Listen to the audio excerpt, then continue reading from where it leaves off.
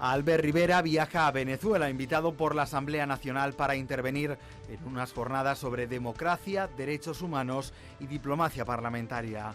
El presidente de Ciudadanos pasará 48 horas en Venezuela, donde se reúne con líderes de la oposición y defiende el referéndum revocatorio como única vía de escape.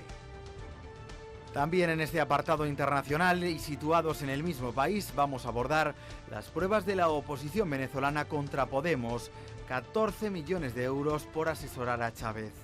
Líderes opositores llevaron al Congreso 270 documentos que atestiguan la relación entre el régimen venezolano y la formación morada.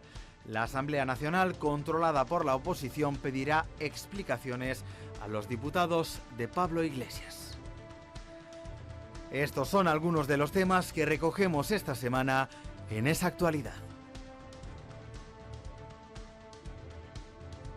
Enseguida repasamos la actualidad internacional, pero antes y todavía aquí en nuestro país, apartado tribunales que nos lleva a hablar de dos casos. Insisto que lamentablemente tenemos que hacer referencia a la corrupción. Volvemos a retomar el caso NOS. En cuanto a las novedades, parece que favorables hacia Iñaki Urdangarín. Todos los ciudadanos habéis hemos reclamado siempre como parte de la restitución del daño causado la devolución de las cantidades sustraídas, que por fin se devolviera el dinero. Pues bien, se plantea la opción de que Iñaki Urdangarín pueda reducir la posible pena a 6 años, eso sí, si previamente devuelve el dinero. Con respecto a la situación jurídica, legal de la infanta, todo pasa por el caso Manos Limpias. De hecho, se teme que si finalmente el sindicato se desmarca del caso, no continúa personándose en el caso NOS, la infanta doña Cristina pueda quedar sin pena en el caso de que presuntamente le correspondiera. A ver, vamos contigo, Pablo, como abogado, valoración jurídica de todo esto y opinión. Son dos cuestiones distintas. O sea, en cuanto al caso NOS, de la minoración de la pena por la reparación del daño, eso está previsto en la ley de juicio civil, criminal, pero casi de siempre, ¿no? Es un requisito para que exista esa atenuante de reparación del daño, el hecho de que se satisfagan las responsabilidades en las que se puede haber incurrido. No olvidemos que, si no recuerdo mal, estamos hablando de alrededor de 6 millones de euros lo supuestamente defraudado, que aquí 6 millones, en comparación con otros procedimientos, pues parece que es el chocolate del loro, pero estamos hablando de 1.000 millones de las antiguas pesetas. 6 millones de euros es en lo que está valorado también, si no recuerdo mal, el chalet de Pedralbes de la familia Urdangarín Borbón, y que está puesto como garantía de la responsabilidad civil en la que pudieran haber incurrido estos señores. Por lo tanto, la devolución de ese posible daño parece que está más que garantizada. Si eso se da, si eso es así, es evidente que se le aplicará al señor Urdangarín lo mismo que al señor Illán o al señor Corrales en un procedimiento penal. Es la atenuante de reparación del daño. A ver si llegamos al momento en el que en vez de una atenuante sea un exigible. Bueno, evidentemente es deseable que todo el procesado, todo el investigado, todo el imputado o todo el condenado en una sentencia judicial firme en materia no ya solo de corrupción, sino en una estafa entre particulares o un tal, tuviese la obligación de responder con sus bienes presentes y futuros, que la tiene, pero que no se convierte en un derecho realmente exigible, ¿no? Entonces, eso está en el ideario, yo creo, de cualquier ciudadano. Todos estamos cansados ya de ver ejemplos de cómo en algunos sitios pues parece que la ley no es aplicable o la ley no entra, ¿no? Entonces, la ley es para todos y se está viendo, la ley es para todos, se llame Urdangarín, se llame Borbón o se llame como se llame. En cuanto al tema de la infanta, hay que recordar aquí que estamos en un sistema de garantías, lo hemos hablado antes con ocasión en otro apartado. Yo no tengo ninguna duda de que si el sindicato Manos Limpias al final desaparece o decide, no hace falta ni que desaparezca, sino simplemente decide abandonar la personación como acusación particular, en el caso NOS, no queda más remedio procesal, les guste a unos o les guste a otros, o nos agrade más o nos agrade menos, que automáticamente, en cuanto desaparezca la acusación particular, desimputar a la infanta. Vamos a recordar el porqué, Pablo, porque este caso, por cierto, de manera muy excepcional, se está sustentando en esa acusación particular. Claro, es la primera vez que en contra incluso de la Fiscalía se mantiene una acusación cuando... En contra de la Fiscalía, porque el fiscal que llevó el asunto de primeras consideró, a la vista de todas las pruebas, que la infanta no era responsable desde el punto de vista penal. Otra cosa es que nos agrade más o nos agrade menos, y que nos lo creamos más o nos lo creamos menos, pero que una cosa es la vida diaria, otra cosa es la trascendencia de unos hechos en el ámbito penal. Y normalmente en los casos, claro, normalmente cuando existe esa discrepancia entre acusación particular y fiscalía, normalmente lo que prevalece es el pronunciamiento de la fiscalía. Por eso digo que es un caso bastante raro en este sentido, en cuanto a que siga adelante. A ver, sin conocer toda la prueba que obra en esos autos, que podemos estar hablando de miles y miles y miles de folios, yo no la conozco al 100%, pero es evidente que si un fiscal... Y además consta que el fiscal Orrac es uno de los puntales de la lucha contra la corrupción en Baleares y demás, y de hecho era muy amigo del señor Castro, del juez Castro, y sacaron a la luz innumerables temas de corrupción a nivel político, innumerables, otra cosa es cómo ya han terminado, pero innumerables. Lo que tengo muy claro es que si este señor ha decidido que no se imputa o no hay indicio suficiente para encausar a una infanta de España, será por algo. Quiero seguir pensando en la independencia de la Fiscalía con respecto al Ejecutivo, y quiero seguir pensando en la no interferencia de la Casa de Su Majestad el Rey en procedimientos judiciales. Y digo que quiero seguir pensando porque a las pruebas me remito, no hay nadie más, aparte de Manos Limpias, que se haya personado en el procedimiento como acusación particular. Pues hombre, algo habrá. Si no hay nada más y Manos Limpias se va, la infanta será desimputada. Yo me quedo aquí un poquito con la huella que puede dejar sobre la opinión pública el principio en positivo de que la ley se aplica de manera igual para todos.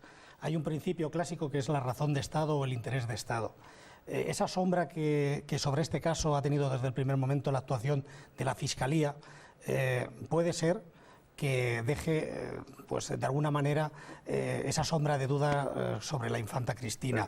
Pero la cuestión está en que si la infanta Cristina pasa por el proceso y después del proceso tiene una sentencia de absolución, eso sí es lo que eximirá de cualquier tipo de velo de duda sobre la infanta Cristina. Pues es hacer un proceso político, Jesús. No, claro. al final... Si no hay pruebas suficientes para imputar o para sentenciar a alguien como culpable, y se le está pidiendo que pase por el proceso solamente como escarnio público para que la gente se fíe de un sistema, la gente lo que no tiene que confundir, la gente es que no tiene nada que ver el derecho con el sentido común.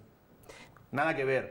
Y aquí hay no tiene nada que ver. Y en derecho son unas cosas y el sentido común dice posiblemente la contraria. Pero es que en derecho estamos en un sistema de garantías y son las que son. Y no vale decir es que el derecho dice lo contrario que el sentido común. Pues a lo mejor sí o a lo mejor no, pero no todos son. En derecho 2 y 2 no son 4. Jesús. Pero Pablo, en el fondo del caso está una cuestión y es una persona con formación en temas jurídicos, en temas económicos, que formaba parte de órganos de gobierno de diferentes instituciones, que además tenían relación entre ellas a través de esas personas, de un matrimonio en concreto. Ante preguntas de abogados y de fiscalía, como respuesta no me consta, no sé nada, pues realmente es una sombra de duda que lo planteó la propia infanta Cristina. Pues te vienes conmigo a sala y vas a ver cuántas veces se contesta no me consta, no lo recuerdo. A mí me encanta sobre todo ver que se devuelve el dinero.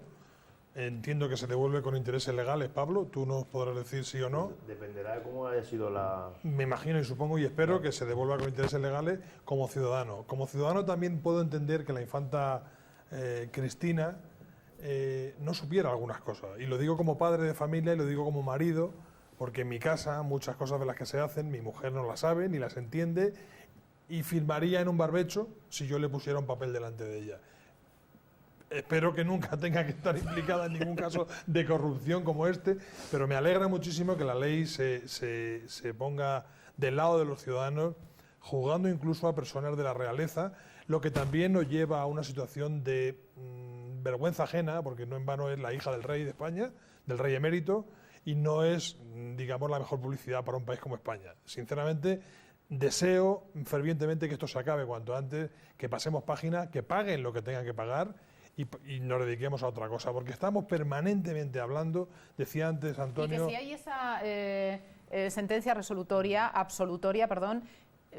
pues entonces también se hable. Absolutamente sí. Aunque la estigmatización está absolutamente ahí. Sí. Pero eso va directamente ligado con la condición de ser español, es decir, hacemos leña del árbol caído. Y yo creo que también es importante matizar que el juicio se dirige a la infanta doña Cristina, no a la Casa Real, no a la institución y ya ni siquiera a los miembros de la misma, porque no forma parte la infanta doña Cristina. Pero es difícil de ligarlo, es difícil, no deja de ser la hija del rey. Pero hay que hacerlo, en justicia hay que hacerlo. Por supuesto, el problema que tienen es estos procedimientos tan excesos desde la fase procesal hasta que termina habiendo una sentencia. Evidentemente, en todos estos casos donde hay presuntas corrupciones, pues lógicamente hay más revuelo de opinión pública que lo que en muchas ocasiones termina quedando. Ahí debería de revisarse todo el sistema para darle agilidad. Claro, Jesús, es muy complicado revisar un sistema de instrucción de un procedimiento cuando ha habido un intento de reforma por parte del partido en el gobierno actual, ahora en funciones, en la que se quería reducir al máximo posible el periodo de instrucción, y todas las fuerzas políticas, todas, sin excepción, han votado en contra de la reducción del periodo de instrucción. Es decir, lo que no puede ser es un pez gordo que pese poco. A mí me encantaría tener un sistema judicial como han tenido en Estados Unidos para juzgar a Murdoch o a Madoff. Es decir, en 3 meses tenemos sentencia. Ya, pero es que en el sistema que tenemos aquí en España, el sistema judicial, el sistema de derecho, no es el mismo que en Estados Unidos. Antonio. Yo creo que se ha reducido el periodo de instrucción, pero no voy a entrar en eso. Yo, si la retórica de los abogados pues puede llevar a la infanta a que se vaya de rositas legalmente. No, la pues retórica no, el sistema. El sistema y la retórica de los abogados para manejar el sistema. Hombre, evidentemente, eso más claro que sí. Pero se han tomado decisiones que no tienen nada que ver con lo judicial. Por ejemplo, la Casa Real aparta a la familia Urdangarín Borbón de la Casa Real, por poner un ejemplo. Lo cual ahí hay otro tipo de implicaciones. Pero independientemente de eso, hablaba, quiero decir, que también las hay, pero que eso ha sido la propia Casa Real quien ha decidido apartar de eso. No, eso no es judicial, como muestra de la no vinculación, pues porque no le parecería bien la actuación que estaba viendo. Yo no sé. Puede ser para colaborar y que no se enjuicie la Casa Real y permitir que un miembro de la Casa Real sea enjuiciado por un juzgado de primera instancia. No voy a valorarlo, el hecho es que los apartan del asunto, aunque los españoles seguimos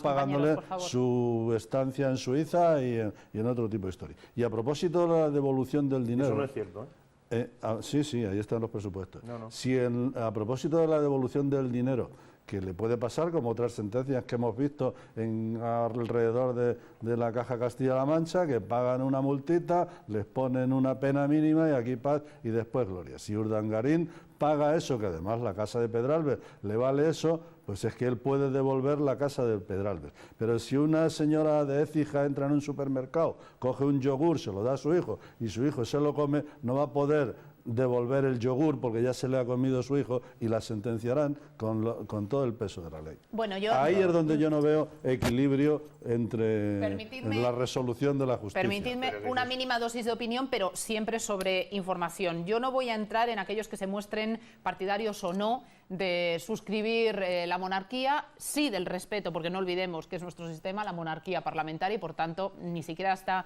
permitido desde el punto de vista legal ir en contra, pero eso de aludir al coste económico me parece el recurso cuando no se puede esgrimir cualquier otra acusación, porque en este programa les hemos dado un dato, a título anecdótico, que sepan. ¿Conocéis, compañeros, lo que nos cuesta a cada español la Casa Real? Alrededor de 8 millones de euros, me parece que tiene. A cada español, os lo digo yo, €1 al año. Eso es lo que pagamos para sostener la Casa Real cada español. €1 al año. La monarquía más barata de Europa, sin ninguna duda. Y efectivamente, además, creo que en cuentas públicas no podemos hablar de ninguna excentricidad desde el punto de vista económico. Y nuestro rey Felipe está siendo un rey transparente, está siendo, lejos de ser monárquico o no, está siendo un rey transparente. Tenemos que avanzar, compañeros, temas tampoco nada amables.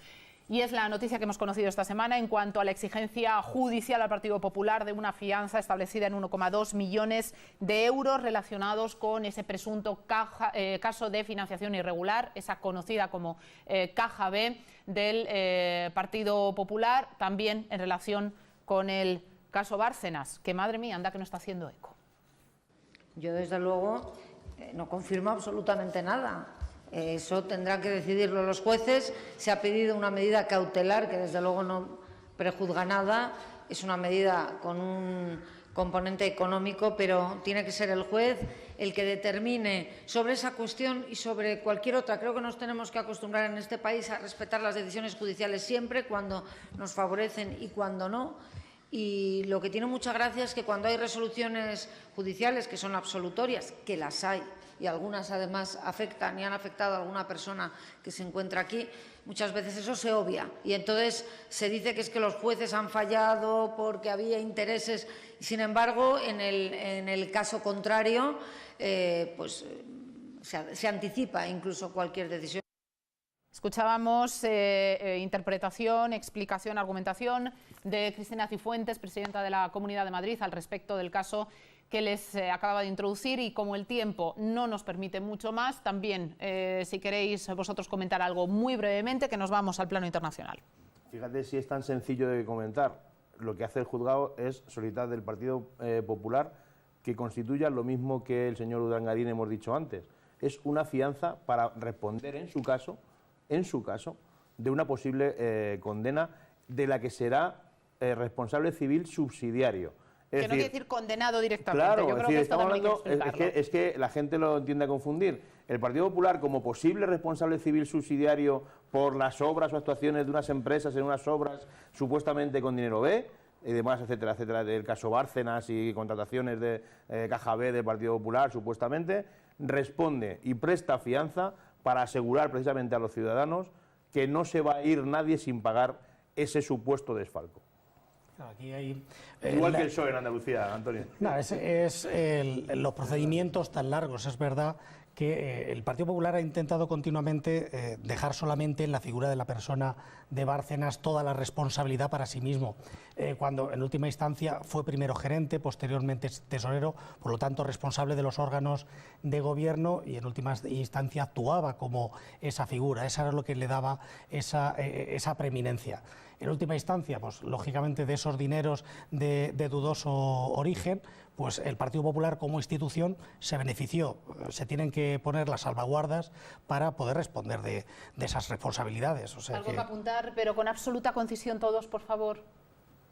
No, esto es que ya es tan largo como decía, pero yo creo que hay una evidencia ahí que es la que se pone de manifiesto, y es que la financiación de los partidos no ha sido transparente a lo largo de muchos años, y ahora está el Partido Popular, pero lo mismo podría estar otro. El hecho es que el Partido Popular se ha financiado durante muchos años de una manera no regular, porque tenían unas cuentas en A y otras en B, y eso es lo que nos llega. Estando de acuerdo básicamente en lo que habéis dicho todos, sobre todo con lo que dice Antonio ahora, de que los partidos se han financiado de forma regular casi todos durante mucho tiempo. Presuntamente. Yo me pregunto si presuntamente en Andalucía por cierto, alguien va a poner algún juez. A propósito del presunto, ya sabéis que jamón en portugués. Si algún juez en Andalucía va a poner una presunta fianza a los presuntos corruptos que se han llevado miles y miles de millones. Bueno, sin presunción alguna, sin presunción. Realidad, Albert Rivera viajaba a Venezuela y con un objetivo muy claro: apoyar ese referéndum revocatorio para apartar a Maduro. El miércoles ya pisaba territorio venezolano. Albert Rivera ya está en Venezuela. El líder de Ciudadanos aterrizó en el aeropuerto de Simón Bolívar en Maiquetía, localidad ubicada a unos 30 kilómetros al norte de Caracas, en torno a las 8 de la tarde, hora local, las 2 de la madrugada en España. Tras lograr pasar los trámites de inmigración de entrada al país sin problemas, el presidente de la Formación Naranja fue recibido por el embajador español en Caracas, Antonio Pérez Hernández, y por la mujer del líder opositor Leopoldo López, Lilian Tintori. El candidato a la presidencia del Gobierno de España ha explicado que su entrada al país se ha realizado como en cualquier otro aeropuerto del mundo, pese al temor de que el gobierno de Nicolás Maduro pudiera poner obstáculos a su llegada al país.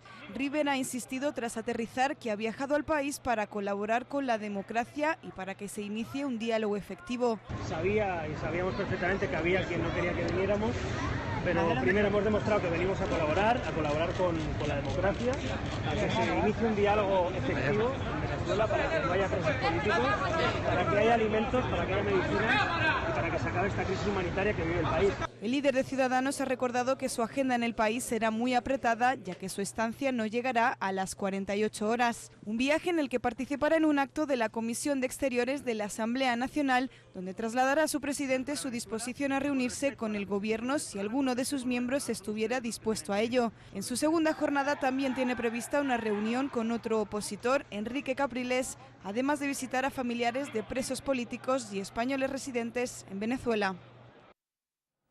Pues bien, se citaba en este vídeo el día miércoles, supuestamente cuando aterrizaba Albert Rivera en una visita muy fugaz de tan solo 48 horas a Venezuela, y hago esta referencia temporal por el día en el que hemos grabado este programa y los muchos en los que luego se vuelve a emitir. Dicho lo cual, y porque el tiempo también, hablando del mismo, es muy agotado y nosotros lo estamos agotando, información también referente a Venezuela y en este caso en relación a la presunta financiación ilegal de algunos partidos. En este caso, Podemos. Nuevas informaciones que son filtradas por la oposición y que avalarían de nuevo esos pagos irregulares a la Fundación y por derivación a Podemos. Nada más y nada menos que 14 millones por asesoramientos a Chávez. Tanto es así que parece que ya la Asamblea tiene en mente llamar a declarar a algunos diputados de la formación morada. Compañeros. Bueno, yo creo que ese es el principal motivo del viaje, si por encontrarle alguno que sea beneficioso para la imagen de Albert Rivera en la precampaña electoral en la que estamos. 30 segundos cada uno. El motivo es ir a Venezuela para diferenciarse y distanciarse de la posición de Podemos y recuperar el voto de los descontentos en las nuevas formaciones. Es sencillamente eso. La financiación parece que está cada vez más clara. Sinceramente creo que no le aporta mucho a Albert Rivera viajar a Venezuela. No le va a dar tiempo ni a tener jet lag, seguramente. Entonces creo que no le va a aportar mucho. Los resultados de ese viaje van a ser más bien estériles. En 15 días nadie se acordará de que ha estado en Venezuela y lo siento por él porque se habrá cansado muchísimo. Yo pienso votar al partido que no hable de Venezuela. En ninguno de los sentidos. Es una cosa que llama la atención un poco para estas elecciones, la entrada de Venezuela como un tema de agenda, cuando tradicionalmente en política española la política exterior no ha sido jamás parte de la agenda. En última instancia, pues es el intento de hacer visible de alguna manera posibles vínculos entre Podemos y el régimen actual de Venezuela y en qué medida eso se puede hacer visible, reconocible, identificable y pueda alterar en algo las tendencias del electorado. Creo, desde mi humilde opinión, que no va a ser un elemento determinante. O sea, está ocupándonos tiempo, nos está quitando tiempo de reflexionar de agenda interna, cuando realmente pues hay un principio que ya la psicología contemporánea sabe sobre comportamientos de psicología social, es que cada uno hace lecturas y se afianza en el entendimiento que valida lo que ya era su opinión previa, por lo tanto puede alterar muy poco en este sentido. Pero el programa de las contradicciones, porque viajas a un país para intentar mostrar tu desconexión del mismo, para criticar el sistema, eres además recibido por aquellos que lo representan. Decís que todo esto no va a ser significativo, a lo mejor desde la perspectiva positiva, pero que pueda incluso dañar a Albert Rivera desde el punto de vista de estrategia electoral, yo creo que se debería valorar. 48 horas que pueden salir también muy caras. Insisto que el propósito ha sido el contrario y lo ha declarado de forma muy abierta. Sin duda, tiene razón Alexia en cuanto a que pueden ser 48 horas nefastas para Albert Rivera, porque vuelve a dar otra vuelta de tuerca al personalismo en el que se centra Ciudadanos. Nadie sabe nada de nadie más y Ciudadanos sigue capitaneado por Albert Rivera haciendo cosas muy importantes en Venezuela, seguro. Tenemos 400.000 españoles, pero tenemos un Ministerio de Asuntos Exteriores, tenemos un gobierno español que seguro que va a apoyar a Venezuela en el caso de que lo necesite, pero bueno, de momento Albert Rivera paseándose por Venezuela no le encuentro mucho sentido, sinceramente. Creo que era Monedero quien vertía unas declaraciones en un vídeo que casi es viral ya, por lo menos se está difundiendo mucho en YouTube, hablando precisamente de su pensamiento con respecto a Venezuela, criticando nuestro gobierno, ensalzando el sistema venezolano y a su líder Maduro. Son realmente graves. Por cierto, un vídeo que luego además normalmente ha circulado acompañado de otro que era escalofriante y que a mí me hizo llorar, de una venezolana que quiso de manera muy rudimentaria exponer su situación, cómo se estaba viviendo y clamar por la ayuda desesperada del resto de los países. Alexia, no me merece ni... Yo creo que los políticos, Antonio, en este caso, perdón, sí tienen que hablar de Venezuela, porque a lo mejor hay que mirar allí para que nunca tengamos que verlo aquí. También podrían mirar a Brasil. Es muy elocuente lo que dijo Errejón ya hace un tiempo de las colas en los supermercados, ¿no? Pues hay muchos ejemplos Errejón dijo que eso era una señal de que había aumentado el poder adquisitivo del pueblo venezolano. Y se quedó tan pancho. Bueno, pues señores, nos tenemos que marchar. Ha sido un placer repasar actualidad, por supuesto con estos grandísimos profesionales, a quien agradezco nuevamente su presencia, Antonio Illán, Jesús García Verdugo, Pablo Corrales y Julián Bejarano, pero sobre todo gracias a ustedes por estar a nuestro lado y no dejen de hacerlo. Volvemos puntuales la próxima semana con todos los titulares, información, análisis y opinión sobre los temas que espero les importen como nos preocupan a nosotros. Adiós, que sean felices.